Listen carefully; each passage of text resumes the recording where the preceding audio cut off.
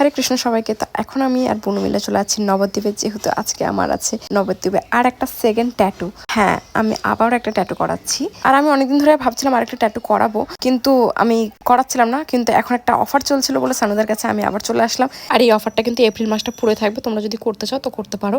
তারপর আমরা স্টুডিওতে চলে এসেছি। আসার পরে এখানে যে বুদ্ধদেবটা দেখছো, এটা কিন্তু দাদা নিজে হাতে করেছে। আর এর আগে যখন আমি এসেছিলাম তখন কিন্তু স্টুডিওটা কমপ্লিট হয়েছিল না, তো এবারে এসে দেখছি স্টুডিওটা কমপ্লিট হয়ে গেছে। তো আমার খুব ভালো লাগছিল দেখতে স্টুডিওতে, নতুন স্টুডিও।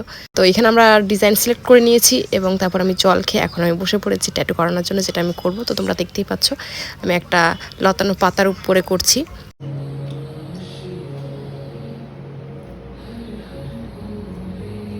এখন অনেকেই ভাবতে পারো যে আমার কি লাগে না। হ্যাঁ, অবশ্যই লাগবে না কেন, একটা চামড়ার উপর একটা জিনিস হচ্ছে, লাগবে তো অবশ্যই। কিন্তু যেই পরিমাণে আমরা ভাবি সেই পরিমাণে লাগে না, জাস্ট একটুখানি লাগে। আর এর আগে তো আমি ছোট করেছিলাম, যার জন্য বুঝতে পারিনি, কিন্তু এটা একটু বড় বলে একটু আমি বুঝতে পারছি যে কিছু আমার হাতের উপর হচ্ছে।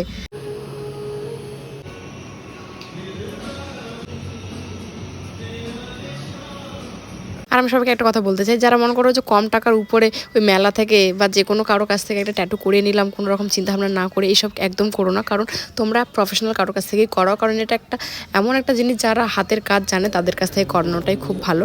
তো এদিকে বুনুর কান ফোটানোর কথা ছিল, তো তার জন্য আমরা হট করে প্ল্যানিংটা হয়ে গেছে। তো আমি ওকে বললাম তুই ফুটিয়ে নে, তো তার জন্য ফুটিয়ে নিয়েছে। তো আমি ওকে বলেছিলাম এখানটা ফোটানোর জন্য, তো আমি কিছুদিন পরে ফোটাবো, ওকে আজকে ফুটিয়ে দিচ্ছি। আর বুনু আর আমি এটাই ভাবছিলাম যে এটাতে হয়তো অনেক পেইন হয়, কিন্তু ও করার পর আমিও বুঝলাম যে না, ওর সত্যিকারই লাগেনি। কারণ ওর লাগলে চোখ দিয়ে এতক্ষণ জল পেরিয়ে যেত, ওর খুব একটা লাগেনি বলে চুপচাপ আছে এখনো।